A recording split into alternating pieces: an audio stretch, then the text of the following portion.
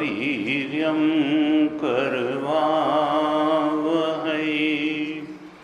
तेजस्विनावधीतमस्तु मा विद्विषावहै।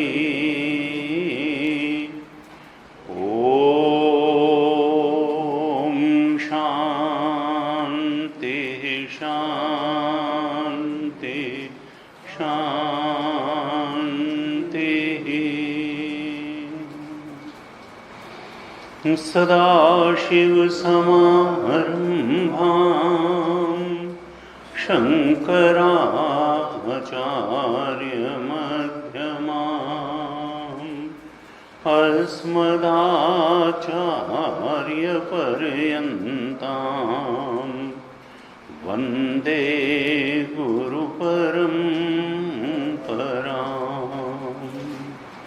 अज्ञानतिमिरान्धस्य ज्ञानाञ्जनशलाकया चक्षुरुन्मीलितं येन तस्मै श्री गुरवे नमः। तस्मै श्री गुरवे नमः। शङ्करं शङ्कराचार्यं केशवं बादरायणं सूत्रभाष्यकृतौ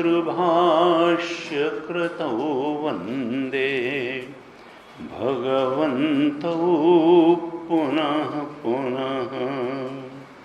श्रुतिस्मृतिपुराणानाम् आलयं करुणालयं नमामि भगवत्पादं शङ्करं लोकशङ्करम्।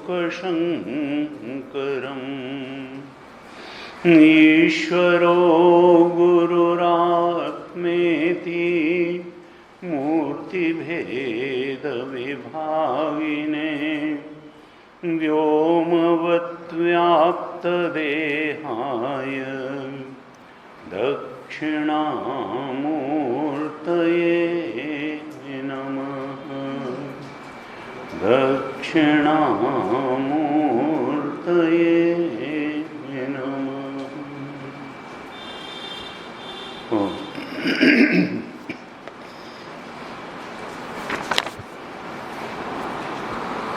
ब्रह्मसूत्र ग्रंथ पर हम चर्चा कर रहे हैं, जो वेदांत का मूल ग्रंथ है। वेदांत दर्शन का हर पक्ष इस ब्रह्मसूत्र में, उसको भगवान बादरायण ने, वेदव्यास ने लिया है। और निश्चित रूप से जैसा सारे वेदांतों का प्रयोजन है मुक्ति, दुख से मुक्ति, अनर्थ से मुक्ति, और वेदांत का स्पष्ट मत है कि अद्वैत तत्व के बोध में प्रतिष्ठित होने से ही इस मुक्ति की प्राप्ति हो सकती है। सर्व अनर्थ की निवृत्ति, दुख की आत्यंतिक निवृत्ति, ये आत्म तत्व, ब्रह्म तत्व, अद्वैत तत्व, भगवत तत्व, नाम कुछ भी दें, उस तत्व के बोध में जब दृढ़ निष्ठा हो जाती है, दृढ़ता से प्रतिष्ठा हो जाती है, बस तब मुक्ति हो जाती है। सारे अनर्थों से मुक्ति हो जाती है, सारे द्वैत से मुक्ति हो जाती है। सब कुछ से जो अनर्थ का कारण था उससे मुक्ति हो जाती। हम लोगों ने मांडूक्य कारिका में पढ़ा कि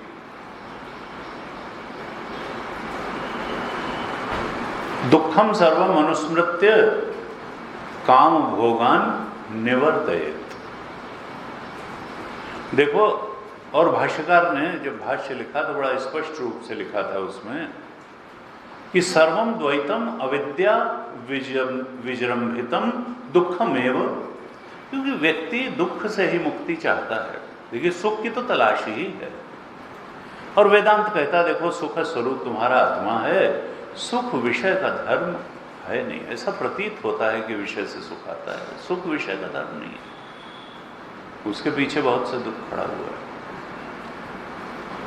तो भाष्यकार ने लिखा सर्वम द्वैतम अविद्या विजृंभितम दुखम एव, ये जितना भी द्वैत है ये अविद्या के कारण प्रतीत हो रहा है, इसका कोई रियल एग्जिस्टेंस नहीं है द्वैत का, डुअलिटी का कोई, जो चाहे जगत की अनेकता हो चाहे जीवों की अनेकता हो, नेह नानास्ति किंचन, यहां नानात्व जैसे असल में तत्वतः तो एक ही चीज है, नानात्व का आभास मात्र है, नानात्व जो है इसकी प्रतीति मात्र है। और मृत्युं स मृत्युम गच्छति यह एह नाना एव पश्यति, मृत्यु से मृत्यु को ही प्राप्त होता है। जो यहां एक तत्व का दर्शन नहीं कर पाता, अद्वैत के बोध में प्रतिष्ठित नहीं हो पाता, वो संसरण उसका बना रहता है, और फिर परिस्थिति से परिस्थिति, मन स्थिति से मन स्थिति, और एक शरीर से दूसरे शरीर में संसरण, ये सब चक्कर जो है, कहा सर्वम दुखम सर्वम अनुस्मृत्य। देखो, तुमको पेनिट्रेट करके, इंसाइट बना करके ये देखना पड़ेगा कि यहाँ पर जिसको तुम सुख मान करके बैठे हो, असल में वो जो है गहराई से देखने पे दुख देने वाला ही है। वेदांत कहता है कि ससीमता दुख है। जैसे ही तुम तो शुद्ध चेतन हो, एक अखंड सर्वव्यापक चेतन हो, तुम्हारा स्वरूप ब्रह्म स्वरूप है, जैसे ही तुम उसमें सीमा लगाते हो, उसको लिमिटेड करते हो, परिच्छिन्न बनाते हो, लिमिटेड बनाते हो, बुद्धि में कैद चेतन बनाते हो, शरीर में कैद चेतन बनाते हो, जो एक अखंड सर्वव्यापक चेतन था उसमें तुमने सीमा लगा दी, काल की सीमा लगा दी, इस समय पैदा हुए इस समय मर जाएंगे, उसमें तुमने देश की सीमा लगा दी, इतना हमारा वजन है और इतना हमारी लंबाई चौड़ाई है, देश में हम सीमित हैं, काल में हम सीमित हैं, और वस्तु परिच्छेद लगा दिया कि यही शरीर तो अपना है और तो सब पराये है। तो देश काल और वस्तु से जैसे ही उस चेतन को तुमने परिच्छिन्न किया, अर्थात चेतन जो था वो वास्तविक रूप से तो असीम था, उसकी कोई सीमा ही नहीं थी, क्योंकि ये तीन ही चीजें सीमा करने वाली हैं, देश काल और वस्तु, ये उस पर प्रतीति मात्र है, उस पर सुपर इम्पोजिशन है, उस पर आभास मात्र है उस चेतन पे। इन तीनों की ताकत नहीं है उसको लिमिट करने की, और वो चेतन तुम्हारा स्वभाव था, लेकिन तुमने नासमझी के कारण, भ्रम के कारण, अध्यास के कारण अपने को सीमित मान लिया। तुमने जो असीम था, अखंड सर्वव्यापक था, जो एक तत्व था उसको अनेक मान लिया, जो अखंड था उसको खंड खंड मान लिया, और जो असीम था उसको ससीम मान लिया, और यह ससीमता ही दुख का कारण। वेदांत कहता है ये जो ससीमता है ये दुख का कारण। जब तक इस ससीमता के बोध से, गलत नासमझी से, गलत फहमी से निकल करके तुम अपने असीम आत्म स्वरूप के बोध में प्रतिष्ठित नहीं हो जाओगे, तब तक सर्व अनर्थ की निवृत्ति नहीं होगी।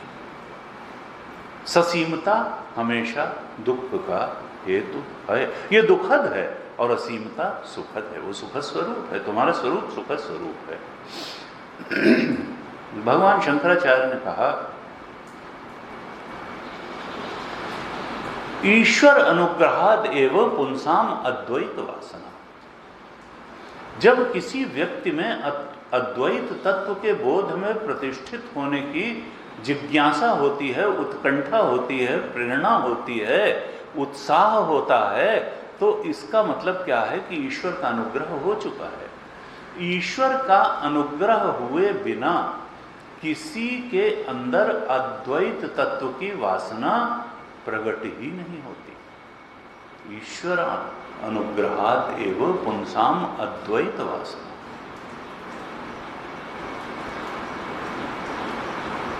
तमक्रतुः पश्यति वीत शोको धातु प्रसादान महिमा। धातु प्रसादान महिमा, इस आत्मा की महिमा को, आत्मा को तो हम जानते हैं, कौन कहता है कि हम नहीं हैं या हम चेतन नहीं हैं, हम तो जानते हैं कि हम चेतन हैं। आत्मा हमारे लिए अज्ञात नहीं है, नितांत अविषय नहीं है, लेकिन उसके सही स्वरूप को हम नहीं जानते, उसकी महिमा को नहीं जानते।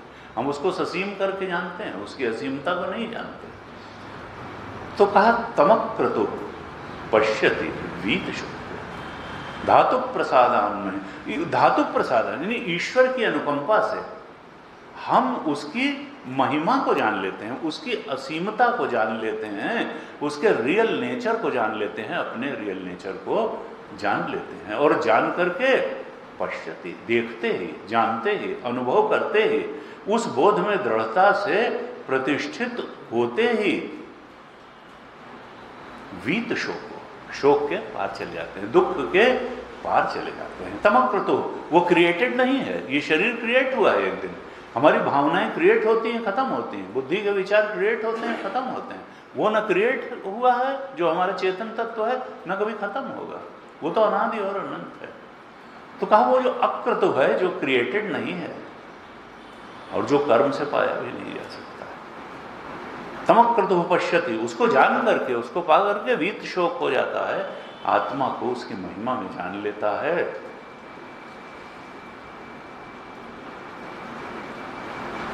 कहा तमेव विदित्वा अति मृत्यु में थी, उसको जान करके मृत्यु के पार चला जाता है। उपनिषद के अनेक अनेक मंत्र उसको जानने की प्रेरणा देते हैं। और ये नहीं कहा कि तम एव विदित्वा, और कोई तरीका भी नहीं है, तम एव, उसको ही जान करके, तम एव विदित्वा अति मृत्यु, हर प्रकार की मृत्यु के नाश के पार चला जाता है। तमेव विदित्वा अति मृत्यु मेति मेति।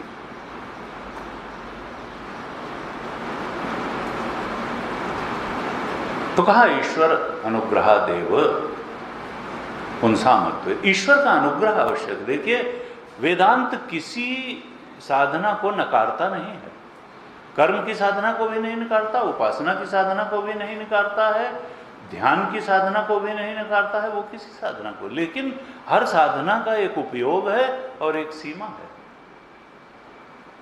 भगवान की भक्ति करतुम हम, जीव बहुत कमजोर है, जीव कमजोर है और भगवान कुछ भी करने में समर्थ हैं, सर्व समर्थ हैं। अर्जुन को सारी गीता सुनाने के बाद में भगवान को लगा कि इसके चेहरे पर कुछ संतोष के चिन्ह दिखाई नहीं दे रहे। हमने इसको दूसरे अध्याय में ज्ञान योग के ही उपदेश से प्रारंभ करते हैं, फिर कर्म योग का उपदेश देते हैं, फिर छठे अध्याय के बाद तो भक्ति योग का ही उपदेश देते हैं। ज्ञान का भी उपदेश, योग का उपदेश दिया, कर्म योग का भी उपदेश दिया, छठे अध्याय में विस्तार से ध्यान योग का भी उपदेश दिया, और फिर 7वें से 12वें अध्याय तक मूलतः भक्ति योग का भी उपदेश दिया। बहुत सी बातें बहुत तरह से बताई, लेकिन इसके चेहरे पर कुछ संतोष के चिन्ह ही नहीं दिखाई।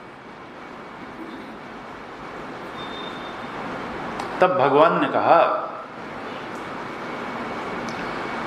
कि देखो अर्जुन, ईश्वरः सर्वभूतानां हृद्देशे अर्जुन तिष्ठति, भ्रामयन् सर्वभूतानि यंत्रारूढ़ानि माया।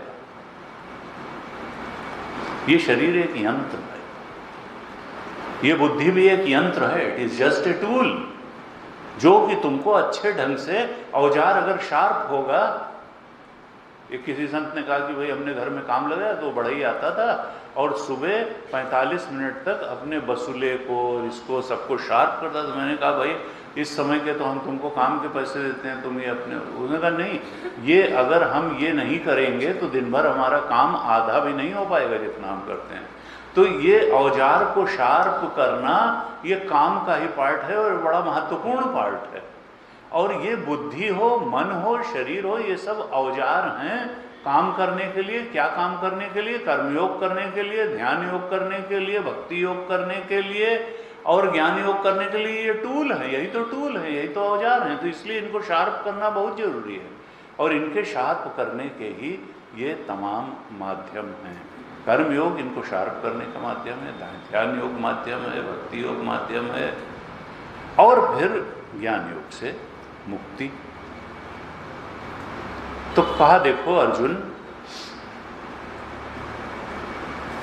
ईश्वर सर्वभूतानां हृदयेशे अर्जुन। ईश्वर तो तुम्हारे हृदय में आत्मा बन के बैठा ही हुआ है, वो तो परमात्मा बन के बैठा ही हुआ है, वो तो तुम्हारा आत्मा है। तमेव शरणं गच्छ, उस परमात्मा की शरण में जाओ, उस आत्मा की शरण में जाओ। क्योंकि जो यमे वैश वृणुते तेन लभ्य तस्यैष आत्मा विवृणुते तनुन स्वम। जो प्रेम पूर्वक सर्व भाव से उसकी शरण में जाता है, उसके सामने वो अपने को अनावृत कर देता है। देखिए, हम अपने औजारों को शार्प करके, बुद्धि को बहुत अच्छी बना करके, मन को बहुत अच्छा बना के, कर्म और शरीर को बहुत अच्छा बना के, वी कैन जस्ट वेट कि कब वो अवतरित होगा, कब वो अपनी अनुभूति कराएगा। कहा यमे वैश, उसके बाद चॉइस उसकी है कि वो किसको चुनता है, कब चुनता है, कितना चुनता है। यमे वैश वृणुते तेन लभ्य, जो लेकिन वो उसी का चयन करता है जो उसका चयन करता है। जो हृदय से उसको समर्पित हो जाता है वो फिर उसके सामने अपने स्वरूप को अनावृत कर देता है। जिसका प्रेम बटा बटा नहीं है, हमारे ऋषियों ने बहुत तरह से इस बात को देखो, और सब संबंध शरीर से हैं, शरीर तक के हैं, काम चलाऊ हैं, लेकिन असली संबंधी तो हमारा वही है, असली प्रेमी वही है, असली प्रेम का पात्र वही है और असली प्रेम का प्रतिदान करना भी वही जानता है। राम जी ने विभीषण से कहा कि देखो विभीषण, तुम्हारा प्रेम जो है 10 जगह बटा हुआ है। जननी जनक बंधु सुत दारा, तनु धनु भवन सुहृद परिवारा, सबकर ममता ताग बटोरी, मम पद मन ही बांधि बर डोरी, समदर्शी इच्छा कछु नाही, मम भरोस। केवल मेरा ही जिसको भरोसा है, हर्ष शोक भय नहीं मन मानी। हर्ष शोक और भय नहीं है, मेरा भरोसा है। और तुम ऐसा करो कि किसी से झगड़ा मत करो, ये मत कहो कि हम तुमसे प्रेम नहीं करते, सबके प्रति अपने कर्तव्य का पालन करो, प्रेम पूर्वक करो, लेकिन असली प्रेम तो मुझसे करो। सब कर, ये जो तुमने आसक्ति की डोर बांध रखी है अहम ही नहीं मम से, देखिए वहां मम पे जोर दिया भगवान ने पहले। यहां पर हमने जो चर्चा कर रहे हैं ब्रह्म सूत्र में, अहम इदम मम इदम नैसर्गिको अयम लोक व्यवहारा मिथ्या ज्ञान निमित्ता।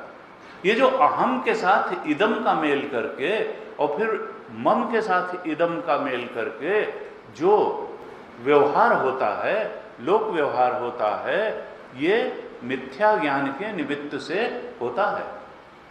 अर्थात अहम का, जैसे हमने पहले चर्चा की कि ये तो तमः प्रकाशवत विरुद्ध स्वभाव हो, इनका तो मेल कभी हो नहीं सकता, क्योंकि ये तमः प्रकाशवत विरुद्ध स्वभाव के हैं। अहम और इदम युष्मत् प्रत्यय गोचर, अस्मत् प्रत्यय गोचर। अहम अस्मत् प्रत्यय गोचर है, इदम युष्मत् प्रत्यय गोचर है। तमः प्रकाशवत अत्यंत विरुद्ध स्वभाव के होने के कारण इनमें कोई संबंध संभव नहीं है, इनमें कोई रिलेशनशिप संभव ही नहीं है, फिर भी ये हुई पड़ी है। क्यों हुई पड़ी है? अविवेक के कारण। अविवेक के कारण हुई है और मिथ्या ज्ञान के निमित्त से हुई है। अगर हम जान लें कि इदम सत्ता है ही नहीं, न कश्चित जायते जीवा। हमने अभी जो कारिका का उद्धृत की थी, जिसमें गौड़पादाचार्य जी ने कहा कि दुखम सर्वम अनुस्मृत्य काम भोगान निवर्तयेत, और अजम सर्वम अनुस्मृत्य जातम नैव तु पश्यति। अजम सर्वम, तुम जब ये जान लेते हो कि कुछ उत्पन्न ही नहीं हुआ, चेतन से कुछ उत्पन्न नहीं हो सकता है, और चेतन पूर्विका इयम सृष्टि सदैव सौम्य इदम अग्रे आसीत एक मेवा द्वितीयम। छांदोग्य उपनिषद में कहा कि इस सृष्टि के पहले देखो श्वेत केतु एक सत्य ही था, एक चेतन ही था, एक आत्म तत्व ही था। और जब आत्म तत्व ही था, आत्म तत्व में कोई परिणाम संभव नहीं होता। तुलसीदास यह चिद विलास जग बूझत बूझत बूझे, साधो कही न जाए का कहिए। ये चिद विलास है, और चिद विलास से, चेतन से कोई रियल उत्पत्ति संभव ही नहीं है। इसका मतलब, और उत्पत्ति हमको प्रतीत हो रही है, इसका मतलब उत्पत्ति भी मिथ्या है, और जिसको प्रतीत हो रही है वो जीव भी मिथ्या है। सत्य है तो केवल आत्म तत्व ही सत्य है, जो जीव का भी अधिष्ठान है, जो जगत का भी अधिष्ठान है, जो हमारा आत्मा है, जो परमात्मा भी है, वो एक तत्व ही सत्य है। तो अहम इदम मम इदम, ये जो अहम के साथ इदम का मिथ्या अविवेक से, अज्ञान से जो संबंध हो गया, जिसका जो संबंध हो ही नहीं सकता है, इस बेमेल संबंध, न हुए संबंध, ये जो जड़ चेतन ही ग्रंथि परी गई है, जदपि मृषा छूटत कठिनाई है, ये जो मृषा ग्रंथि जड़ चेतन की पड़ गई, जिसके कारण जीव की उत्पत्ति हो गई, तबते जीव भयो संसारी, छूट न ग्रंथि न होई सुखारी। तुलसी बाबा ने कहा जब तक ये ग्रंथि नहीं छूटेगी, जीव अपने परमात्मा ब्रह्म स्वरूप को नहीं जानेगा, तब तक सुखी नहीं होगा, वो भटकता रहेगा। श्रुति पुराण अनुभव कहे वो पाई, छूट न अधिक अधिक रुझाई। और कहा उसके लिए बी वॉचफुल, बी अलर्ट, की समस्या है क्या, अनर्थ का हेतु है क्या। और भाष्यकार कह रहे हैं कि ये अध्यास जो है यही अनर्थ का हेतु है। ये युष्मद् अस्मत् प्रत्यय गोचर विषय विषयी, इनका जो विषय विषयणा का जो इतरेतर अध्यास हो गया, जो तम प्रकाशवत विरुद्ध थे, ये अध्यास ही सर्व अनर्थ का हेतु है। और इस अध्यास की निवृत्ति के लिए, इस अध्यास के नाश के लिए, ये अहम इदम जो मिथुनीकृत हो गया, जिसका मिथुन हो गया, जो एकमेक हो गया, अविवेक से जो अहम इदम का मिथुन हो गया, इसके नाश के लिए ही वेदांत है। और वेदांत का संदेश क्या है? आत्म एकत्व विद्या प्रतिपत्ति, आत्मा के एकत्व का बोध कराना, यही तो वेदांत का उद्देश्य है, यही ब्रह्मसूत्र का उद्देश्य है, यही सारे उपनिषदों का उपदेश है। कहा यह प्रपंच जो है,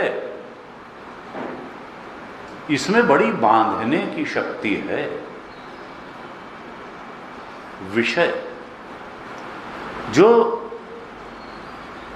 विषय शब्द बनता है, उसमें जो धातु है, शायद हमने चर्चा भी की हो कभी, वो सिंह धातु है। सिंह धातु संस्कृत में धातु का अर्थ होता है, और सिंह धातु का अर्थ होता है बंधने, बंधन।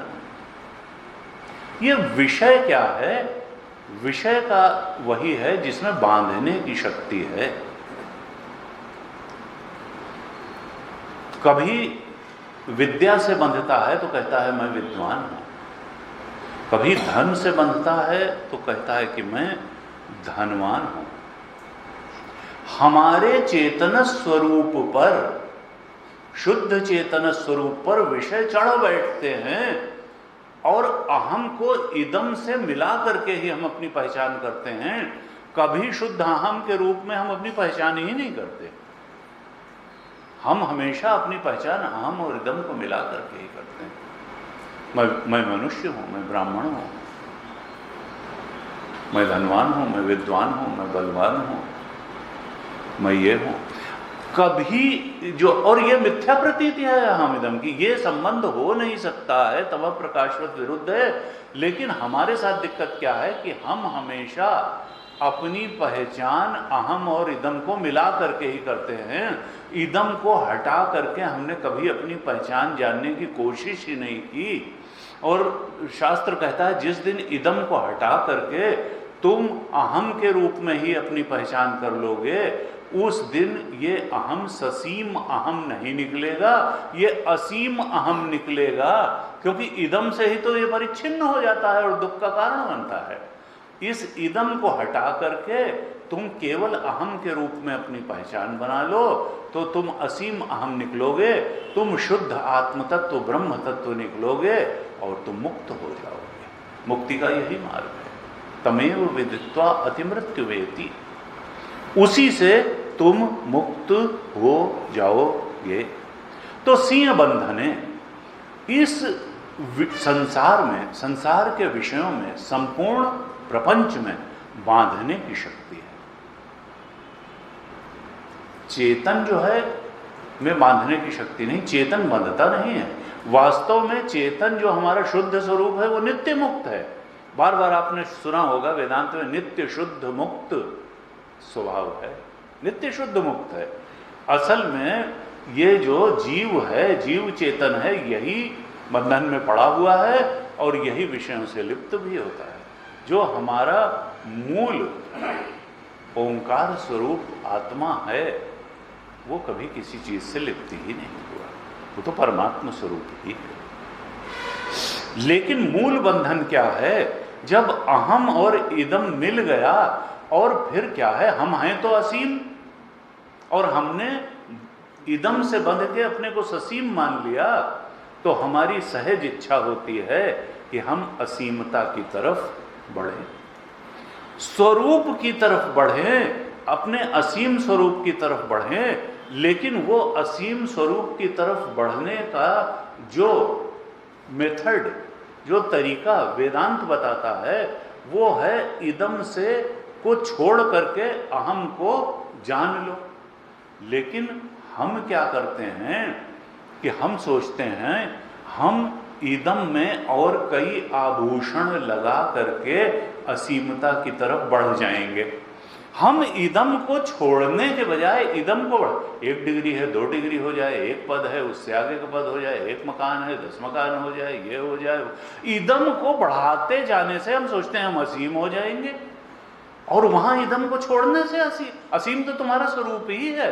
इदम को छोड़ो तो तुम अभी और यहीं असीम हो, अभी और यहीं तुम मुक्त हो, अभी और यहीं परमात्मा स्वरूप हो। इदम को बढ़ाने से कभी तुमको मुक्ति नहीं मिलेगी, इदम को छोड़ने से मिलेगी। और फिर इदम को बढ़ाने से ही व्यक्ति की तृप्ति नहीं होती है, वो मम करके भी उसको बढ़ाता है।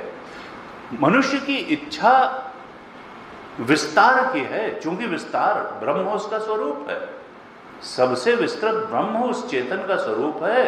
तो वो अहम इदम के बाद मम इदम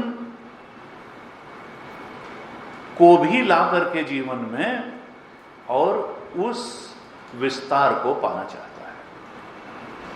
मैं अरुमोर तोर तय माया जेहि बस कीन्हे जीव निकाया। मैं ही नहीं, मैं की अहम इदम की तो गलत पहचान थी ही, मैं की तो गलत पहचान थी ही कि अहम इदम। मोर की भी ममता, मम इदम भी उसमें जुड़ गया। ये माया और बढ़ गई मम इदम से।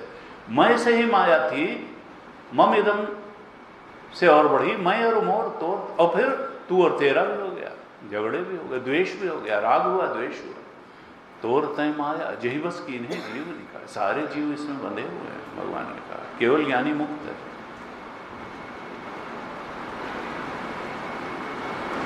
कहा कि देखो गीता भाष्य में प्रारंभ में ही जब प्रस्तावना भाष्य 11वें दूसरे अध्याय के 11वें श्लोक से भगवान भाष्यकार ने भाष्य लिखना शुरू किया भगवद गीता में, तो 11वें श्लोक के पहले उन्होंने 3-4 पन्ने का प्रस्तावना भाष्य लिखा, और उसमें प्रारंभ में ही ये बात बहुत स्पष्ट रूप से उन्होंने उल्लेख की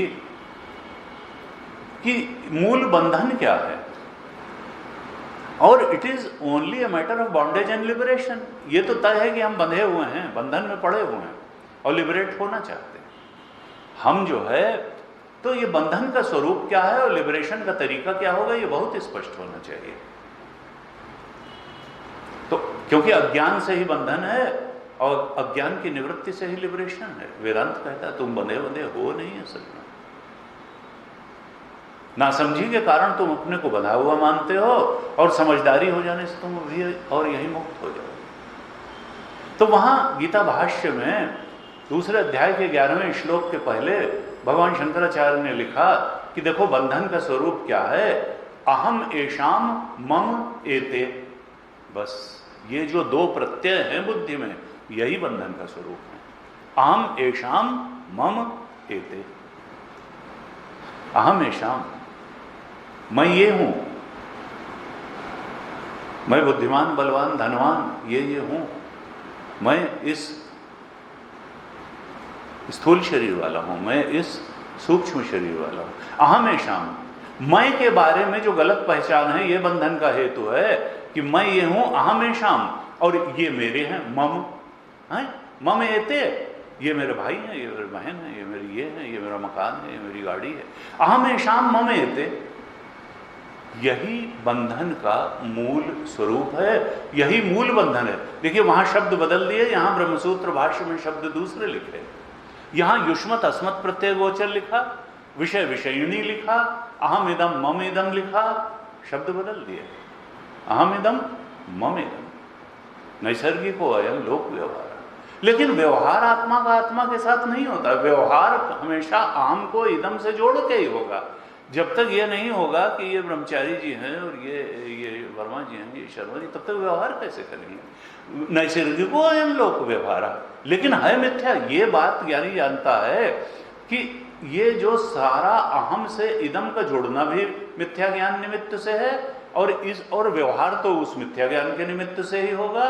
बिना अपने को ये इदम जोड़े व्यवहार तो होगा नहीं। आत्मा का आत्मा तो एक अखंड सर्वव्यापक है, आत्मा का आत्मा के साथ क्या व्यवहार होगा। इसलिए सारा व्यवहार मिथ्या ज्ञान के निमित्त से ही होता है। लेकिन चूंकि कई बार लोग व्यवहार को बहुत महत्व दे करके परमार्थ से मुंह चुराते हैं और कहते हैं परमार्थ का नहीं, महत्व तो परमार्थ का ही। व्यवहार होते हुए शंकराचार्य जी ने बहुत सावधान किया कि सारा का सारा व्यवहार मिथ्या ज्ञान के निमित्त से है, मिथ्या ज्ञान के ही निमित्त से व्यवहार संभव है, मिथ्या ज्ञान के निमित्त से ही हमेशा व्यवहार हुआ है, हो रहा है और होता रहेगा।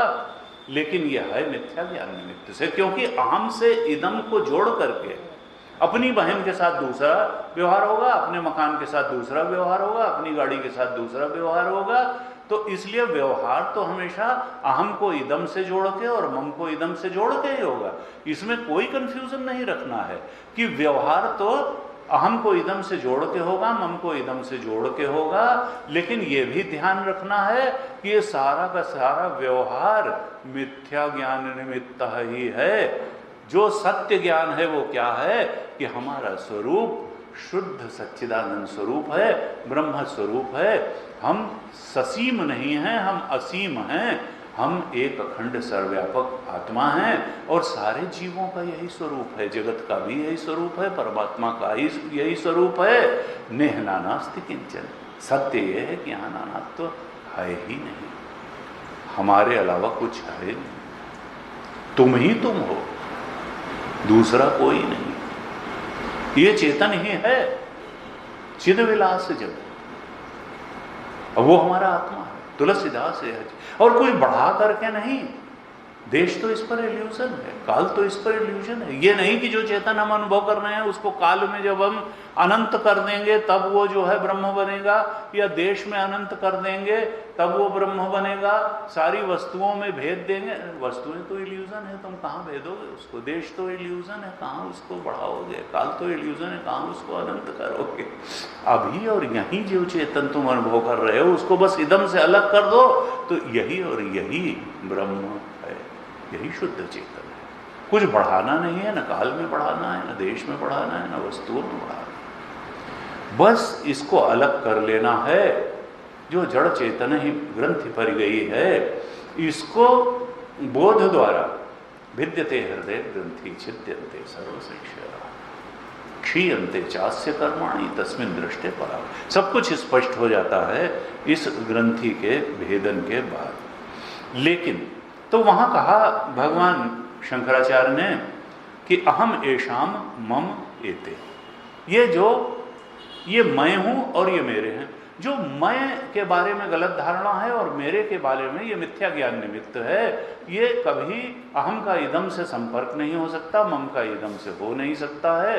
लेकिन व्यवहार का कारण तो यही है, मूल बंधन यही है। इसको हटा दें, ज्ञान पूर्वक जो सत्य है उसका बोध कर ले तो बस फिर जो है ये हम इस जो ग्रंथि है इसको भेद भी सकते हैं और इसके पार जा सकते हैं। इस गलतफहमी के, इस अध्यास के, इस अज्ञान के पार जा सकते हैं। गुरु जी कहते थे कि देखो कई बार बड़ा कंफ्यूजन रहता है कि मुक्ति का स्वरूप क्या होगा। हम जो है यहां आते हैं, मांडुक्य कारिका सुनते हैं, ब्रह्मसूत्र सुनते हैं, बहुत सारी बातें सुनते हैं, तो अब उसका लाभ क्या होता है? मुक्त हो जाते हैं या मुक्ति की तरफ बढ़ते हैं? कुछ हमको स्वरूप का थोड़ा स्पष्ट आभास होता है कि नहीं होता है?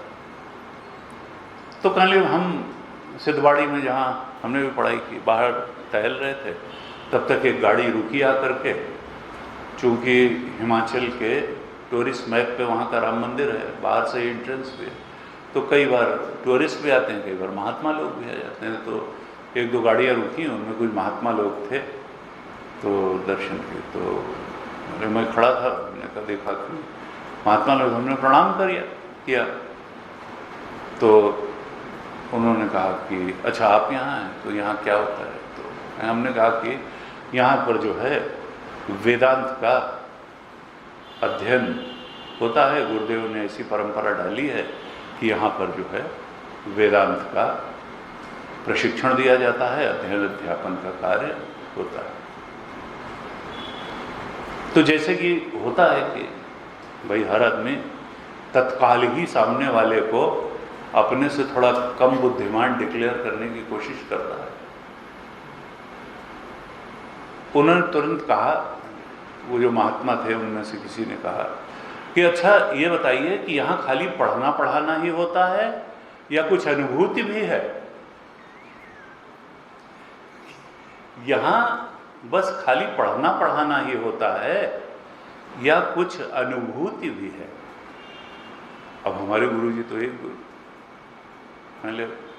हालांकि बाद में पहले हमें लगा कि हमको क्या जरूरत थी, हर आदमी का अपना एक स्तर होता है, एक अप्रोच होता है, उसको अपने उससे झिकझिक करने से क्या फ़ायदा है। अगर आपको मालूम है कि कोई रास्ता सही है और वो हमें लाभ दे रहा है, और लाभ दे रहा है या नहीं दे रहा है ये अंदर से मालूम होता है। आपका पेट अगर भरा हुआ है तो सारी दुनिया कह दे कि आप भूखे हैं, तो आप भूखे तो हो नहीं, आप हंस देंगे कि भाई ये नहीं, तो तुम्हारे कहने से थोड़ा हम जानेंगे कि हमारी स्थिति क्या है, हमको कितना संतोष है और कितनी तृप्ति है, कितना नहीं है। तुम जो मर्जी हो समझते रहो, तुम भाई अपने ही रास्ते को ठीक समझते रहो। तो बहरहाल उन्होंने कहा कि ये यहाँ ये खाली पढ़ना पढ़ाना ही होता है, या यहाँ पर जो है कुछ अनुभूति की भी बात है। भले हमने कहा महाराज जी ये बताइए कि भाई अनुभव की यहाँ तक बात है, तो अनुभव तो भ्रम का भी वैसा ही होता है जैसा यथार्थ का होता है। अनुभव को तो बहुत प्रमाण माना नहीं जा सकता। अनुभव भ्रम का भी, प्रतिमान सर्प का भी उतना ही अनुभव होता है जैसे सच्चे सर्प का होता है। भ्रम के अनुभव के समय ये वो भ्रम नहीं लगता है, नहीं तो फिर भ्रम क्यों कहा जाए। स्वप्न के समय स्वप्न का अनुभव बिल्कुल उतना ही सच्चा लगता है जितना जागृत के समय जागृत का अनुभव सच्चा लगता है। उनका भाई अनुभव को तो प्रमाण नहीं कि अनुभूति जो है कि नहीं। अनुभूति तो हर एक की कुछ न कुछ होती ही है, अनुभव को थोड़ा प्रमाण माने। अनुभव भ्रम ज्ञान का भी उतना ही पक्का और दृढ़ होता है जैसे सत्य ज्ञान का अनुभव होता है। अनुभव के आधार पर ज्ञान के भ्रम और सत्य का निर्धारण नहीं किया जा सकता है। भ्रमा का अनुभव भी वैसा ही होता है जैसा प्रमा का होता है। तो मूल बात क्या है? प्रमा बनना, यथार्थानुभव प्रमा। प्रमा भ्रमा हट करके प्रमा बने। प्रमा का मतलब है यथार्थ ज्ञान।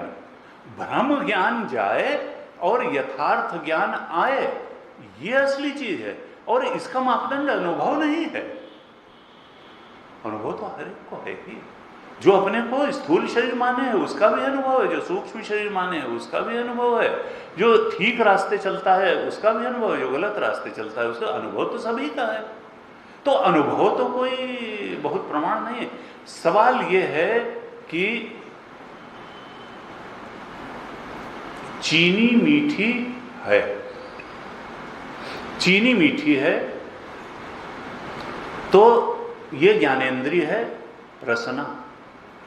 इस पर जब चीनी डालेंगे तो चाहे तो हम कहें कि मीठे का ज्ञान हुआ और चाहे कहें कि मीठे का अनुभव हुआ। अगर मीठे का ज्ञान न हो, मान लिया कि कॉमा में हो कोई और डीप स्लीप में हो, हम उसको छुएं तो त्वचा में जब तक स्पर्श का ज्ञान नहीं होगा तब तक स्पर्श का अनुभव भी नहीं होगा। तो ज्ञान बड़ी चीज है। ज्ञान अगर ठीक हो गया तो अनुभव तो हो ही जाएगा। वैसा अगर यहां पर मीठे का ज्ञान हो गया तो मीठे का अनुभव तो हो ही जाएगा। ज्ञान को अनुभव फॉलो कर ही लेता है। अगर यथार्थ का ज्ञान हो गया तो यथार्थ का अनुभव तो हो ही जाएगा। यथार्थ ज्ञान और यथार्थ अनुभव कोई दो अलग अलग बातें नहीं हैं। भ्रम का अनुभव, भ्रम का ज्ञान और भ्रम का अनुभव भी दो अलग अलग बातें नहीं। और हम अनुभव के रास्ते से नहीं चल सकते हैं। चलना हमको ज्ञान के लिए, हमको प्रमा बनानी पड़ेगी। जिस समय सत्य दृष्टि हो जाती है, वो अंधे चले थे हाथी का आकार खोजने, ये ज्ञान प्राप्त करने कि हाथी कैसा था। जिसने पूंछ पकड़ी उसने कहा रस्सी है, जिसने सूंड पकड़ी उसने कहा खंभा है, पेट पकड़ा कहा दीवार है। क्यों? क्योंकि उचित प्रमाण नहीं था, नेत्र प्रमाण नहीं था, अंधे थे। उचित प्रमाण द्वारा ही रूप का आकार का ज्ञान हो सकता था। उनके पास उचित प्रमाण था नहीं, नेत्र प्रमाण था नहीं, इसलिए वो यथार्थ ज्ञान को उपलब्ध नहीं हो पाए। भ्रम ज्ञान ही उनको प्राप्त हुआ। इस तरह से आत्मा के बारे में भी जब तक उचित प्रमाण से हम ज्ञान नहीं प्राप्त करेंगे तब तक हमको भ्रम का ही ज्ञान बना रहेगा और हम भ्रम ज्ञान को ही सत्य अनुभव मान करके उसमें विचरते रहेंगे। भ्रम ज्ञान, हमको यथार्थ ज्ञान लेना पड़ेगा यथार्थ प्रमाण से। और आत्म वेदांत ही क्या है? वेदांतो नाम उपनिषद प्रमाण। उपनिषद कोई ऐसी चीज नहीं, वो प्रमाण है। गुरु जी कहते थे ये देखो बहुत बाद में आता है प्रमाण बुद्धि आना। उपनिषद के संदेश में प्रमाण बुद्धि आना। जैसे रूप के बारे में नेत्र प्रमाण है, स्पर्श के बारे में त्वचा प्रमाण है। और प्रमाण का मतलब क्या है? अबाधितम अनधिगतम, जो अन्य किसी प्रमाण से बाधित ना हो और अन्य किसी प्रमाण से ग्रहण भी ना हो, वो होता है प्रमाण। जैसे रूप नेत्र के अलावा न अन्य किसी प्रमाण से बाधित होगा और न किसी अन्य प्रमाण से ग्रहण ही होगा। आंख से ही रूप का ग्रहण होगा, त्वचा से ही स्पर्श का ग्रहण होगा। उसी प्रकार से आत्मा के सत्य का बोध वेदांत प्रमाण से ही होगा, अन्य कभी किसी प्रमाण से न ये अधिगत हो सकता है न बाधित हो सकता है। अन्य किसी प्रमाण में इतनी ताकत नहीं है कि वो वेदांत प्रमाण से जाने हुए आत्मा के स्वरूप को बाधित कर दे या अधिगत करा दे, ग्रहण करा दे। तो कहा भाई, हमने कहा कि महाराज जी, जो यथार्थ ज्ञान और यथार्थ अनुभव में कोई अंतर तो होता नहीं। यथार्थ ज्ञान हुए बिना यथार्थ अनुभव हो ही नहीं सकता है। और यथार्थ ज्ञान उपनिषद के मंत्रों के अर्थ को का ठीक ठीक बोध हो जाने से ही होता है, और कोई तरीका नहीं है आत्मा के बारे में यथार्थ ज्ञान प्राप्त करने का, क्योंकि उचित प्रमाण व्यापार से ही ज्ञान प्राप्त करना संभव है। नेत्र के प्रमाण व्यापार से ही रूप का ज्ञान हो सकता है। इसी तरीके से वेदांत प्रमाण का जब उचित व्यापार होता है तो उसी से ही आत्मा का यथार्थ ज्ञान हो सकता है, और यथार्थ ज्ञान और यथार्थ अनुभव में कोई अंतर। इसलिए अगर कोई कहता है कि खाली पढ़ना पढ़ाना हो रहा है, तो ये उसकी अभी बात को ठीक समझा नहीं। पढ़ना पढ़ाना नहीं, यहाँ तो भ्रमा हटा करके प्रमा उत्पन्न होती है। वेदांत प्रमाण की, ब्रह्मसूत्र की चर्चा होती है, मांडुक्य कारिका की चर्चा होती है। तो इसका मतलब क्या है कि आत्मा के सही स्वरूप की चर्चा होती है। यथार्थ प्रमाण, उचित प्रमाण व्यापार द्वारा यथार्थ ज्ञान जब हो जाता है तो यथार्थ का अनुभव भी हो ही जाता है। इसीलिए प्रमा की परिभाषा वेदांत में दी, यथार्थानुभव प्रमा। यथार्थ का अनुभव ही प्रमा है, और प्रमा बनती है उचित प्रमाण व्यापार से। उचित प्रमाण क्या है? वेदांत। कहा जैसा ज्ञान होगा वैसा अनुभव हो जाएगा। इसलिए गुरु जी कहते थे, मुझे लगा पहले हमने पहले थोड़ा डिस्कस करना शुरू किया, फिर ज़्यादा नहीं किया, क्योंकि गुरुदेव का यह था कि भाई हर एक से हर बात डिस्कस करने की नहीं होती है। कि ये भ्रमा और प्रमा, यथार्थ ज्ञान और भ्रम ज्ञान में अंतर करने वाला अनुभव नहीं है आपका, उसमें अंतर करने वाला उचित प्रमाण व्यापार ही है। ये भ्रम ज्ञान है कि यथार्थ ज्ञान है, इसमें अंतर कौन करेगा? उचित प्रमाण व्यापार। अंधों को उचित ज्ञान नहीं हो पाया था, क्योंकि नेत्र प्रमाण जो उचित प्रमाण था वो उनके पास था ही नहीं, उचित प्रमाण व्यापार नहीं हुआ था। इसलिए हाथी को किसी ने रस्सी समझा, किसी ने खंभा, किसी ने दीवार, किसी ने कुछ। तो भ्रमा और प्रमा में अंतर करने वाला आपका अनुभव नहीं है, भ्रमा और प्रमा में अंतर करने वाला उचित प्रमाण व्यापार है, और वो वेदांत है, वो गीता है, वो उपनिषद है, वो ब्रह्मसूत्र है। तो कहा कि एक तो है उचित प्रमाण व्यापार, और एक वो बुद्धि जिससे वो उचित प्रमाण व्यापार हो सके। तो कहा कि देखो, भगवान ने अर्जुन से कहा कि अर्जुन, अगर तुम कर्मयोग भी नहीं कर सकते, अगर तुम भक्ति योग भी नहीं कर सकते, अगर तुम ध्यान योग भी नहीं कर सकते, अगर तुम ज्ञान योग की बातें भी तुमको नहीं समझ, तो फिर तुम इतना तो करो कि ये बात तो मेरी मान ही लो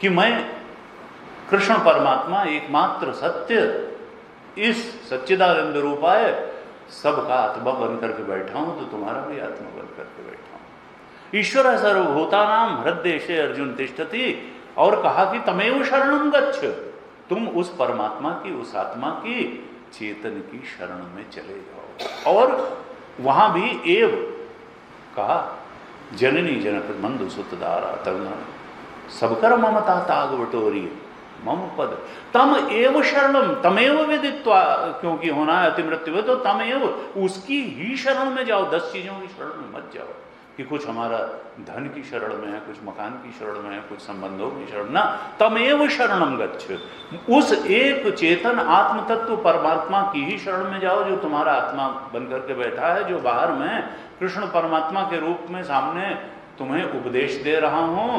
तमेव शरणम गच्छ, उस एक की ही शरण में जाओ। और कैसे जाओ? सर्वभावेन भारत, बटे बटे मत जाओ। जननी जनक बंधु सुत 10 जगह अपना प्रेम बांट करके मत जाओ। सर्वभावेन भारत, सारे भाव के साथ उसकी शरण में चले जाओ। कहा तमेव शरणम गच्छ सर्वभावेन भारत, और कहा तत्प्रसादात पराम शांतिम, उसके अनुग्रह से परम शांति को प्राप्त करोगे। और स्थानम प्राप्त से शाश्वतम, शाश्वत पद को, परम पद को प्राप्त कर लोगे, आत्म पद को प्राप्त कर लोगे, आत्मबोध को उपलब्ध हो जाओगे, परमात्मा के सत्य स्वरूप को उपलब्ध हो जाओगे। तत्प्रसादात, उसके अनुग्रह से, तत्प्रसादात पराम शांतिम स्थानम प्राप्त से शाश्वतम। भाष्यकार ने जब इस श्लोक का भाष्य लिखा गीता में तो कहा वो स्थानम प्राप्त से शाश्वतम कभी कभी सगुण के रूप में भी शंकराचार्य जी भाष्य कर देते हैं। तो वहां कहा विष्णु पद पा जाओगे। विष्णु पद का, विष्णु पद मतलब आत्म पद ही है, उस ब्रह्म स्वरूप की उपलब्धि है। विष्णु पद स्थानम प्राप्त से शाश्वतम, और वो नित्य होगी उपलब्धि, वो आने जाने वाला मोक्ष नहीं होगा। और कहा पराम शांतिम के बारे में क्या लिखा भाष्य में, कहा तत्प्रसादात पराम शांतिम, कहा ईश्वर अनुग्रहात प्रकृष्टाम उपरति। तत्प्रसादात यानी ईश्वर के अनुग्रह से, पराम शांतिम का अर्थ किया प्रकृष्टाम उपरति, सबसे उच्च कोटि का वैराग्य, अनासक्ति, आसक्ति राहित्य, अर्थात आसक्ति ही बंधन का मूल है। किसकी आसक्ति? अहम की इदम से आसक्ति, मम की इदम से आसक्ति, युष्मत् प्रत्यय की अस्मत् प्रत्यय से आसक्ति। कहा प्रकृष्टाम उपरति, सर्वोच्च श्रेणी की जो उपरति है वो भगवान के प्रसाद से, ईश्वर के अनुग्रह से तुमको मिल जाएगी। विष्णु पद मिल जाएगा, आत्म पद मिल जाएगा। जितने दुख हैं तुम्हारे संसरण के सब चले जाएंगे। ईश्वर आश्रयम संसार आरती हरणार्थम, वहां का ईश्वर के आश्रय में जाने से जो संसार आरती है, संसार के दुख हैं, वो सब मिट जाते हैं। देखिए ये सगुण की दृष्टि से वही कर, ईश्वर और आत्मा में अंतर नहीं। उन आत्मदेव की ईश्वर की शरण में जाने से तमेव शरणम गच्छ सर्वभावेन भारत तत्प्रसादात पराम शांतिम स्थानम प्राप्त से शाश्वतम। ईश्वर के अनुग्रह से सारी आरती का हरण होगा और नित्य तत्व के बोध में तुम प्रतिष्ठित हो जाओगे। दैवी हेषा गुणमयी मम माया दुरत्या मामे ये प्रपद्यन्ते माया में था तरंती। जो मेरी शरण में आता है, मेरी प्रपत्ति करता है, वो मेरी माया के पार चला जाता है। और माया के कारण ही तो बंधन है सारा। जब माइक जगत को, माइक शरीर को सत्य मान लेते हैं, प्रतीति को सत्य मान लेते हैं, तो उससे जुड़ते हैं। अगर दुखद और असत लगता रहे तो उससे आसक्ति ही क्यों होगी। भगवान ने कहा कि देखो बड़ी, अब देखिए यहां तक गीता में जो 2-3 श्लोक हमने बताए, वहाँ सगुण रूप से ईश्वर का वर्णन करते हुए कि ईश्वर की शरण में जाओ तो आरती निवारण हो जाएगा, विष्णु पद की प्राप्ति हो जाएगी, संसार आरती का हरण हो जाएगा, ईश्वर के अनुग्रह से प्रकृष्ट उपरति हो जाएगी और वही परम शांति का स्वरूप है प्रकृष्ट उपरति। ये सब बातें बताई और फिर अंतिम उपदेश का लगा कि अब भी जो है कुछ मामला जो है बन नहीं रहा। तब कहा सर्वधर्मान परित्यज्य, ये अंतिम श्लोक है गीता का जो उपदेश का श्लोक, 66वां श्लोक 18वें अध्याय का। तब कहा सर्वधर्मान परित्यज्य माम एकम शरणम व्रज अहम त्वा सर्व पापेभ्यो मोक्षयिष्यामि मा शुचा।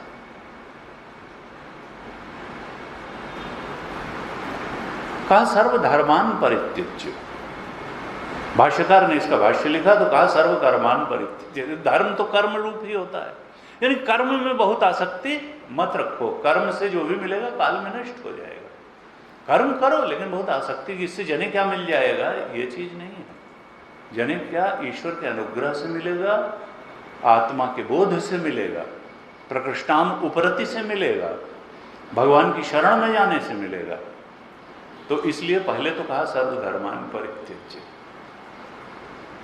और फिर कहा क्या करो, माम एकम शरणम व्रज, मुझ एक की शरण में आ जाओ। माम एकम शरणम व्रज, और इसका बड़ा मजेदार भाष्य लिखा माम एकम शरणम व्रज का। कैसे मेरी शरण में आ जाओ, मेरी शरण में आना होता क्या है, किसको मैं मानता हूं कि वो मुझे एक की शरण में आ गया। भाष्यकार ने भाष्य लिखा कि न मत्तः अन्यत अस्ति इति अवधारय, मुझसे हट करके और कुछ है ही नहीं। जब इस बोध में दृढ़ निष्ठा हो जाती है तो समझो वो मामेकम शरणम व्रज हुआ, और उसके पहले नहीं हुआ। जब तक वो अनेक चीजों को सत्य मान रहा है तब तक मुझ एक की शरण में नहीं आया है। कहा न मत्तः अन्यत अस्ति, मुझसे अलग कुछ है ही नहीं, मुझे मेरे अलावा कुछ है ही नहीं। कोई नथिंग इज रियल एक्सेप्ट सच्चिदानंद स्वरूप आत्मा या मैं परमात्मा। सच्चिदानंद के अलावा, उस एक अद्वैत तत्व के अलावा नथिंग रियली एग्जिस्ट, उससे अलग किसी चीज का अस्तित्व। न मत्तः अन्यत अस्ति इति अवधारय, इस बात में दृढ़ निश्चय कर लो कि मुझ परमात्मा के अलावा जो कुछ भी है प्रतीति मात्र है, उसका कोई रियल एग्जिस्टेंस नहीं है। रियल एग्जिस्टेंस या तो मुझ परमात्मा का है और मैं ही तो तुम्हारा आत्मा हूं, या तुम्हारे आत्मा का है, उसके अलावा इति अवधारय। ये जब दृढ़ तुम्हारा निश्चय हो जाएगा तो यही मामेकम शरणम व्रज है। यही दृढ़ निश्चय जिसका हो गया है वही मामेकम शरणम आया है, वही मेरी शरण में आया है। यही प्रपत्ति का, यही शरण का स्वरूप है। दैवी हेषा गुणमयी मम माया दुरत्या मामेव ये प्रपद्यन्ते माया। जो इस प्रकार से मेरी शरण में आते हैं कि मेरे अलावा और सब प्रतीति मात्र है, वही वास्तव में प्रपत्ति है। और इसीलिए कहा बहु नाम जन्म नाम अत्ते ज्ञानवान मान प्रवृत्ति, ज्ञानवान ही इस प्रकार की प्रवृत्ति कर सकता है। जो आत्मा के एकत्व के बोध में प्रतिष्ठित है वही इस प्रकार की प्रवृत्ति कर सकता है। ज्ञानवान माम प्रपद्यते, वहां पर भक्तिमान नहीं कहा। क्यों? क्योंकि हो सकता है कि इस बोध को दृढ़ता से धारण किए बिना भी भगवान की प्रपत्ति होती है, लेकिन वो मामेकम शरणम व्रज नहीं है। वो मुक्ति की सर्वोच्च दशा तक पहुंचाने वाली शरणागति नहीं है। मामेकम बहु नाम जन्मनाम अन्ते ज्ञानवान माम वासुदेव है सर्वमिति स महात्मा सुदुर्लभ, सर्वम खलु इदम ब्रह्म। ब्रह्म के अलावा कुछ है ही नहीं, उस चेतन तत्व के अलावा कुछ है ही नहीं। इस बोध में जो प्रतिष्ठित हो जाता है बस वो समझो मामेकम शरणम व्रज हुआ, तुलसीदास यह चिद विलास जग बूझत, यही बूझाना चाहते हैं तुलसी बाबा विरह पत्रिका में कि ये चिद विलास जो है ये केवल केवल चित्त का विलास है। यहाँ अगर तुम्हें जड़ उस चेतन के अलावा जो भी प्रतीति होती है वो असल में प्रतीति मात्र है, वो उसका कोई रियल एग्जिस्टेंस नहीं है। इट इज मियर सुपर इम्पोजिशन, ये अध्यास मात्र है। ये सारा प्रपंच जगत अध्यास मात्र है, जीवत्व भी अध्यास मात्र है, सुपर इम्पोजिशन है। जो अधिष्ठान है सत्य वही है, और वेदांत का दृढ़ मत है कि अधिष्ठान ज्ञान से अध्यास की निवृत्ति हो जाती है, और अधिष्ठान ज्ञान के बिना अध्यास की निवृत्ति नहीं होती है। अधिष्ठान ज्ञान होना चाहिए। अधिष्ठान आत्म तत्व है, ब्रह्म तत्व है। कहा कि देखो ये जो मिथुन है, जो अहम और इदम का मिथुन है, जो अविवेक के कारण है, जो अध्यास रूप है, इसका नाश तो होना ही चाहिए। और इसके नाश का उपाय है आत्म तत्व का ज्ञान, एकत्व प्रतिपत्ति, आत्मा के एकत्व की प्रतिपत्ति, यही इसके नाश का उपाय है। गुरुदेव ने कहा कि देखिए जो अज्ञान है, जो माया है, इसका विचारा भाव जीवन है। विचार का अभाव ही इसका जीवन है। विचार करने न करने से अज्ञान बना ही रहता है, माया बनी ही रहती है। ज्ञान का, और अज्ञान क्या है? ज्ञान का अभाव ही अज्ञान है। अज्ञान कोई बहुत बड़ी चीज नहीं है। ज्ञान वही तमः प्रकाशवत है। अज्ञान और ज्ञान में तो तमः प्रकाश, अज्ञान तो प्रकाश का अभाव ही तो अंधेरा है, ज्ञान का अभाव ही तो अज्ञान है। अज्ञानेन आवृतम ज्ञानम तेन मुह्यन्ति जन्तवः। लेकिन कितनी अजीब बात है कि जो है नहीं उसने है को कवर कर लिया। अज्ञानेन आवृतम ज्ञानम तेन मुह्यन्ति जन्तवः, जो जिसका कोई रियल एग्जिस्टेंस नहीं है उसने उसको कवर कर लिया जिसका रियल एग्जिस्टेंस है। अज्ञानेन आवृतम, यही जीव को मोहित कर रहा है। गुरुदेव कहते थे अज्ञान की दो शक्तियां हैं, अज्ञान कहें या माया कहें, इसकी दो शक्तियां हैं। एक है आवरण शक्ति और एक है विक्षेप शक्ति। आवरण शक्ति का मतलब क्या है? नॉन एप्रीहेंशन ऑफ रियलिटी, आत्मन, आत्म तत्व का अग्रहण, आत्म तत्व के सही स्वरूप को ग्रहण न करना। एक तो शक्ति माया की है कि वो जो सत्य है उसको छुपा देती है, हम उसको ग्रहण नहीं कर पाते। और दूसरी है कि सत्य को तो छिपा दिया और फिर उसको दूसरा करके दिखा दिया। रस्सी को तो छिपा दिया, बुद्धि जब भ्रमित हुई, प्रकाश कम हुआ या नेत्र दोष हुआ तो रस्सी तो दिखी नहीं, और फिर रस्सी अन्य रूप में दिख भी गई। आत्मा तो अपने सही स्वरूप में दिखी नहीं और जगत रूप में दिख गई और जीव रूप में दिख गई।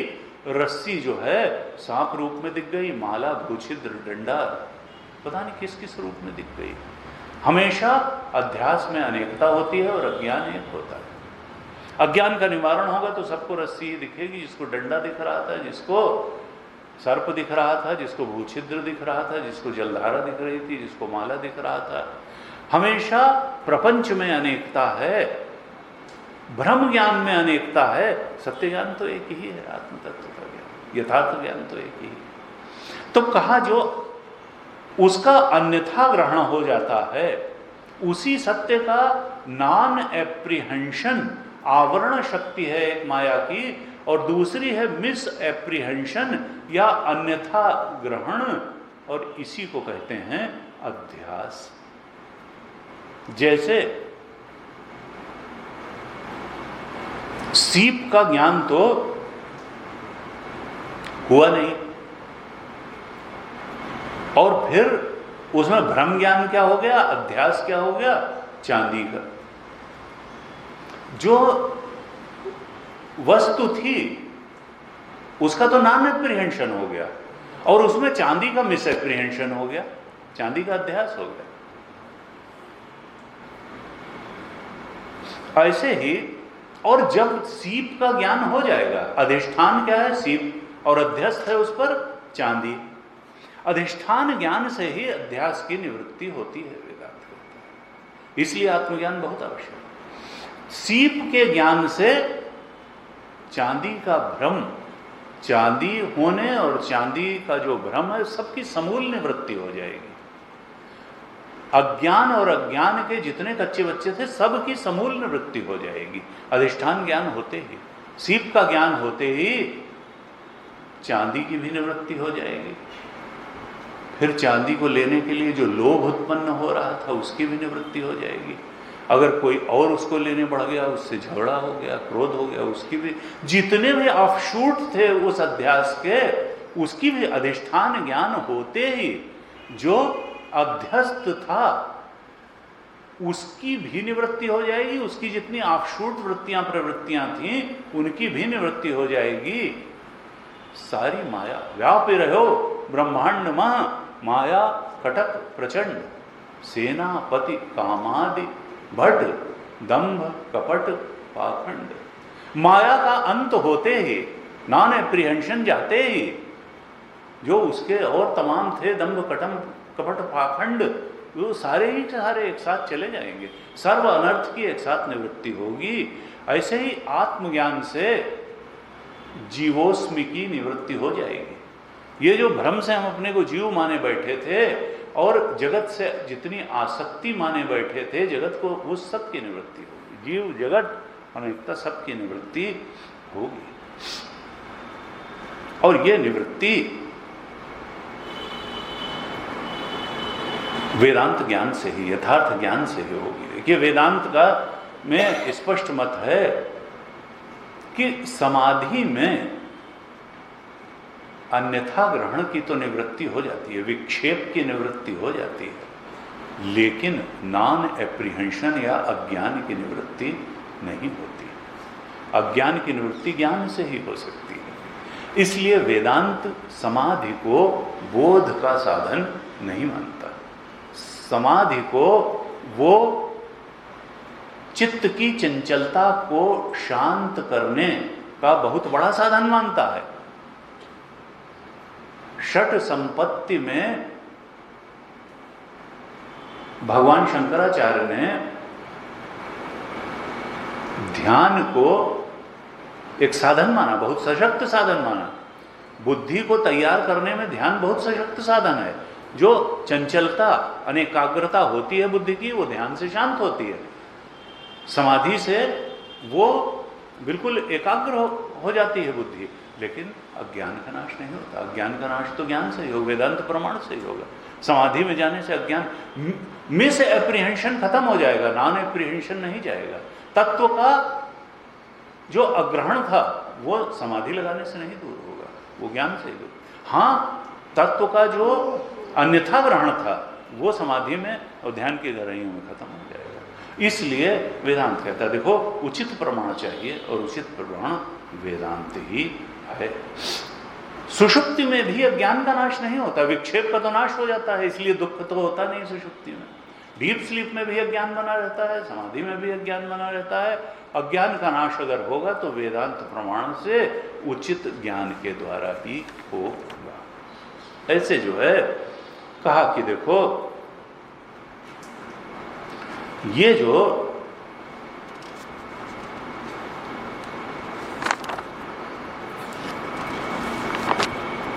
हमारा अपना आत्मा है और जो अध्यास हो गया है विषय और विषयी का, अहम और इदम का, युष्मत् प्रत्यय गोचर अहम, युष्मत् प्रत्यय गोचर त्वम और अस्मत् प्रत्यय गोचर अहम का, ये जो इतरेतर अत्यंत विरुद्ध धर्म वालों का जो तमा प्रकाशवत विरुद्ध का अध्यास हो गया है, तो इस अध्यास को विचार द्वारा दूर करना है। ये अहम इदम के भ्रम को तोड़ देना है, मम इदम के भ्रम को भी तोड़ देना है। और अगर ये मम का भ्रम, क्योंकि यही तो दो बंधन के हेतु थे, अहम ऐशाम मम एते, अहम इदम मम इदम। अगर तुमने इस सीमित अहम के भ्रम को तोड़ दिया, अहम से इदम से मिले हुए अहम को भ्रम को तोड़ दिया, मम और इदम के भ्रम को तोड़ दिया, ममता का भी त्याग कर दिया, सीमित अहंता का भी त्याग कर दिया और अहम के सत्य स्वरूप में तुम प्रतिष्ठित हो गए, तुम मुक्त हो गए। कहा कि विहाय कामान्य सर्वान पुमांश्चरति निस्पृह निर्ममो निरहंकारा सशांतिम अधिगच्छति। दो ही चीजें तो गीता में दूसरे अध्याय के 71वें श्लोक में बताई। निर्ममो निरहंकारा, जो ममता रहित हो जाता है और अहंता रहित हो जाता है, जिसके लिए अहम मम का ससीम अहम नहीं रहता, ऐसा ब्राह्मी स्थिति पार्थ, यही ब्राह्मी स्थिति है। नैनाम प्राप्य विमुह्यति स्थित्वास्याम अंतकाले भी ब्रह्म निर्वाण रक्षति। ब्रह्म निर्वाण को प्राप्त होता है। निर्ममो कौन? निर्ममो निरहंकार, जो अहम और मम का विश्लेषण कर लेता है, विचार कर लेता है, इनके अधिष्ठान का जिसको ज्ञान हो जाता है, इनके मिथ्यात्व का ज्ञान हो जाता है। एक बार थोड़ा पाठ कर, समय पूरा हो रहा है, बस पाठ करके 2-3 बातें और करेंगे, फिर समाप्त करेंगे। थोड़ा पाठ कर। युष्मत् अस्मत् प्रत्यय गोचरयोः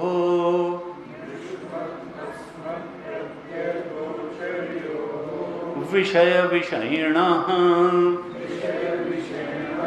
तमः प्रकाशवत् विरुद्ध स्वभावयोः इतरेतर भावानुपपत्तिः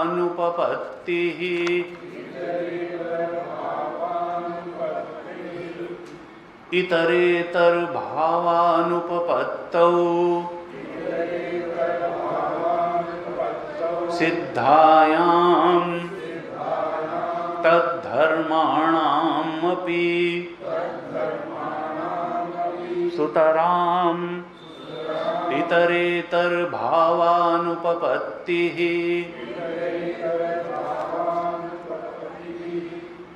इति अतः अस्मत् प्रत्यय गोचरे विषयिणी चिदात्मके युष्मत् प्रत्यय गोचरस्य विषयस्य तद्धर्माणां च अध्यासः तद्विपर्ययेण विषयिणः तद्धर्माणां च विषये अध्यासः मिथ्या इति भवितुं युक्तम् तथापि अन्योन्यस्मिन् अन्योन्य आत्मकताम् अन्योन्य धर्मांश्च अध्यस्य इतरेतर अविवेकेन अत्यंत विविक्तयोः धर्म धर्मिणोः मिथ्या ज्ञान निमित्तः सत्यानृते मिथुनीकृत्य अहम इदं मम इदम् इति नैसर्गिको अयं लोक व्यवहारः।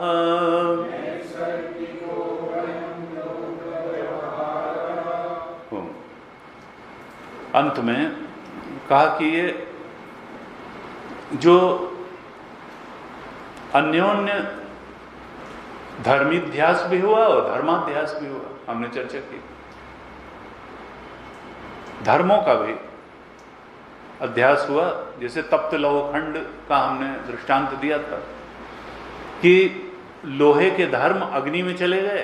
अग्नि का कोई आकार नहीं होता है, लेकिन तपाए हुए लोहे में ऐसा लगता है कि अग्नि गोल हो गई। तपाया लोहा जो है वो ठंडा होता है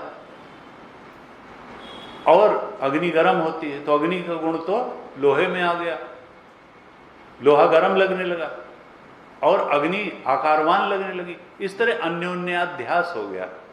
तो वहां धर्माध्यास भी हो, अन्योन्य धर्माध्यास हो गया और धर्मीध्यास भी हो गया। समझ में नहीं आता कि अग्नि है कि लोहा है। ऐसे ही यही आत्मा और अनात्मा के साथ भी हुआ है। अहम और इदम के साथ भी हुआ। इदम है अनात्मा। आत्मा और अनात्मा का भी इसी तरीके से अत्यंत विविक्त धर्म हो, अत्यंत विविक्त धर्म वाले हैं, लेकिन धर्मीध्यास भी हो गया। अहम में इदम पैदा होता है, मिटता है, तो अहम पैदा होने और मिटने वाला लगने लगा। इदम का धर्म अहम पर आरोपित हो गया। अहम तो एक अखंड सर्वव्यापक चेतन, तो वो कहां पैदा होगा, वो कहां मरेगा। लेकिन इदम के धर्म का आरोपण हो गया अहम पर। और ये जो इदम था ये जड़ था और ये जीवित लगने लगा, शरीर जीवित लगने लगा, चेतन लगने लगा। इस तरह अन्योन्य धर्माध्यास भी हो गया और धर्मीध्यास भी हो गया, दोनों ही हो गए। और ये कैसा है, कहा कि ये एक शब्द और दिया भाष्यकार ने, सत्यानृते मिथुनी कृत्य। ये कोई दो सत्य चीजों का मिलना नहीं है। एक इनमें सच है और दूसरा अनृत माने झूठ है। ये सच और झूठ का मिलना है। सत्यानृते मिथुनी कृत्य, इसमें आत्म तत्व चेतन तत्व तो सत्य है और जो इदम पार्ट है यानी अनात्म जो कुछ भी है, आत्मा से अलग जो कुछ भी है, वो झूठ है, अनृत है। तो ये केवल अहम और इदम का ही बेमेल गठजोड़ नहीं हुआ है, अत्यंत विपरीत स्वभाव नहीं हुआ। ये अत्यंत विविक्त धर्म वालों का ही अध्यास नहीं हुआ है अविवेक से। अरे ये सत्य और अनृत का भी अध्यास हुआ है। एक सत्य है, एक अनृत है, एक सच है, एक झूठ है। आत्मा सत्य है और इदम वाचित अनात्म जो कुछ भी है वो सब झूठ है। ये अहम जो है इसमें इदम से मिथुन होने के कारण परिच्छिन्नता की अनुभूति हो गई और इदम में अहम से संयुक्त होने के कारण इदम में चेतना की अनुभूति हो गई, जीवंतता की अनुभूति हो गई। लेकिन सत्य जो है वो आत्मा ही, अबाध्यत्म सत्यत्म। जो अबाधित रहे तीनों कालों में सत्य वही है।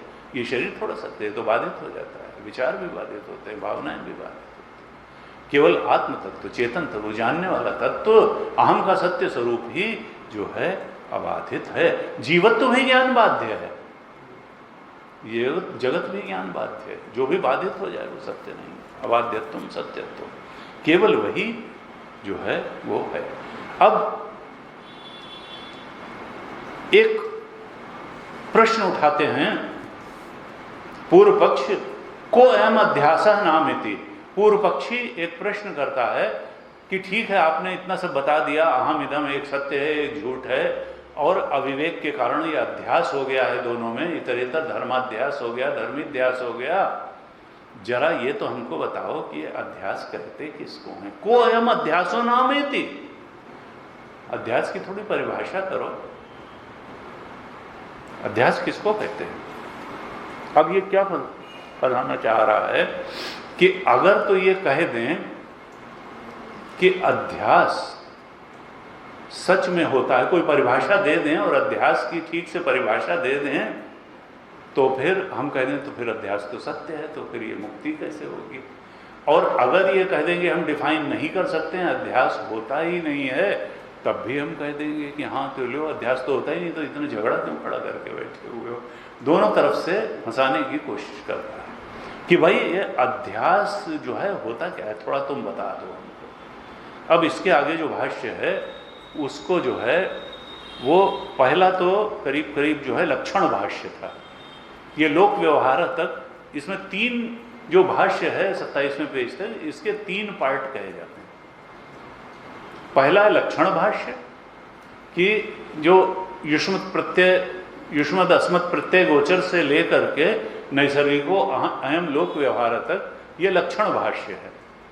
इसमें अध्यास का लक्षण किया, अध्यास है क्या, और ये कोयमाम अध्यासों से लेकर के बीच तक एक जो है हम बताएंगे अगली कक्षा में, तो वहां तक इसका जो है यह है संभावना भाष्य कि अध्यास की संभावना कैसे बनती है, संभावना है कि असंभावना है, यही तय हो जाए पहले। संभावना भाष्य, कितनी संभावना है अध्यास की, क्यों अध्यास कहा जा रहा है, अध्यास होता क्या है।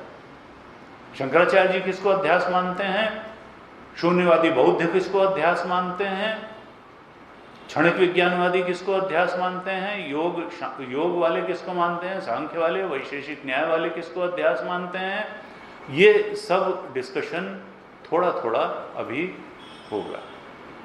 तो ये जो है प्रारंभ होगा फिर संभावना भाष्य और उसके बाद अंत में प्रमाण भाष्य आएगा, तब ये अध्यास भाष्य पूरा होगा और सूत्रों पर चर्चा होगी।